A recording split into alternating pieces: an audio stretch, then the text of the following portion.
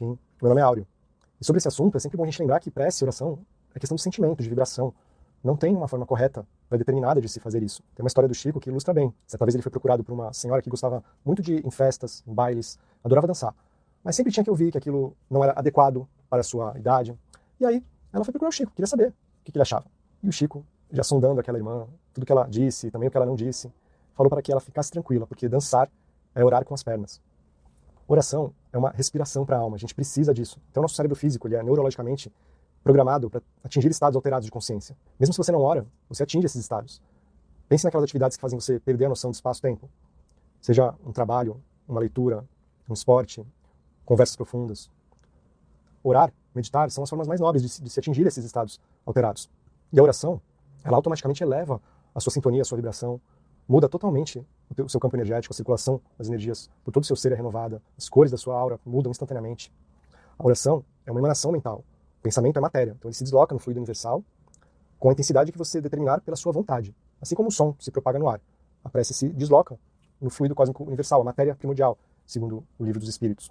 Então se você fizer uma prece só por fazer, são só palavras e aquela emanação mental mal sairá do campo da sua aura, da sua psicosfera. Mas se você colocar vontade, coração, ela vai atingir os seus fins. E os nossos próprios amigos espirituais podem nos auxiliar, potencializar esse efeito. Por meio da prece, você pode pedir, não há nada de errado nisso. Precisamos saber pedir com sabedoria. E temos também a maturidade de perceber que quando nossos pedidos de nossas preces não são atendidos, provavelmente estamos pedindo algo que não é tão bom para a nossa evolução como nós pensamos, ou que ainda não temos merecimento. Podem ser vários fatores. Mas não acharmos que a prece não tem eficácia só porque nossos pedidos não estão sendo atendidos. Muito além de pedir, por meio da prece podemos agradecer, expressar nosso contentamento por estarmos vivos e conscientes neste universo magnífico. Podemos fazer o bem, por meio da prece podemos emitir boas vibrações a pessoas que estão à distância, a espíritos em sofrimento, que recebem as nossas vibrações como se fosse uma chuva branda, uma energia amorosa que os revigora. E mesmo por parentes desencarnados, que ficam muito alegres por serem lembrados em nossas orações. Por meio da prece também podemos emitir energias em benefício do nosso planeta, que está tão carregado energeticamente, a psicosfera do planeta está tão densa, tempos tão difíceis, cheios de conflitos que estamos vivendo. A espiritualidade tem nos lembrado sempre que oremos em benefício da paz, da fraternidade, para auxiliar nessa limpeza da psicosfera do próprio planeta Terra. Há vários estudos científicos que comprovam a eficácia da prece. Mas o estudo pioneiro foi feito em 1988, em São Francisco, pelo Dr. Randolph Bird, que ele estudou 393 pacientes de uma UTI coronariana, dividiu esses pacientes em grupos, e um determinado grupo recebeu preces intercessórias de pessoas de diferentes religiões, tudo seguindo metodologia científica. E ficou comprovado que os que receberam preces tiveram uma série de benefícios, receberam menos medicamentos, houve menos ocorrências de intubações, e vários índices que indicavam uma melhora no estado geral daqueles pacientes que receberam as orações. E assim, tecnologias no mundo espiritual que conseguem detectar estas emanações mentais, pois o nosso pensamento é feito de matéria. É claro que nem toda a prece que fazemos é detectada por esses dispositivos, mas é muito interessante sabermos que eles existem. A tecnologia do mundo espiritual nos surpreende, é muito mais avançada do que a nossa. Um livro muito importante, Memórias de um Suicida, de Ivone Pereira, pelo espírito Camilo Castelo Branco. Esse espírito ele estava internado no mundo espiritual numa instituição especializada em acolher os irmãos que cometeram o ato do autoextermínio. E ele percebeu que na cabeceira de sua cama havia um dispositivo que reproduzia, em tempo real, som e imagem de pessoas que estavam orando por ele, e armazenava esse conteúdo, para que ele pudesse depois rever se quisesse. E aquele aparelho era mais um dos recursos terapêuticos utilizados naquela instituição. Vejam que interessante.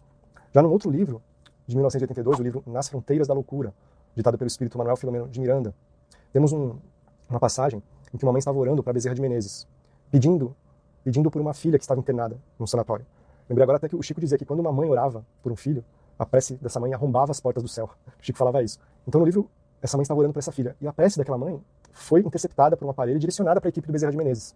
E no livro, o próprio Bezerra coloca aqui, abre aspas, os seletores de preces facultavam ligações com os núcleos superiores da vida, ao mesmo tempo que intercambiavam forças de auxílio aos orantes, enquanto aparelhagens específicas acolhiam pensamentos e forças psíquicas que se transformavam em agentes energéticos, que irradiavam correntes diluentes das condensações deletérias.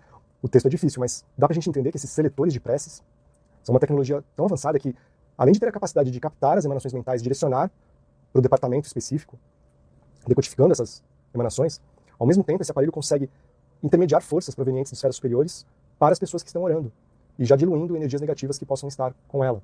Vejam que tecnologia poderosa. Jamais abra mão do recurso da oração. Ore também na sua casa. Práticas como o Evangelho no Lar ajudam muito a melhorar a energia, a egrégora da sua casa. Egrégora é uma força espiritual formada a partir de um conjunto de energias e sentimentos de um grupo de pessoas. Um exemplo do que é uma egrégora temos no livro Ação e Reação, no capítulo 11.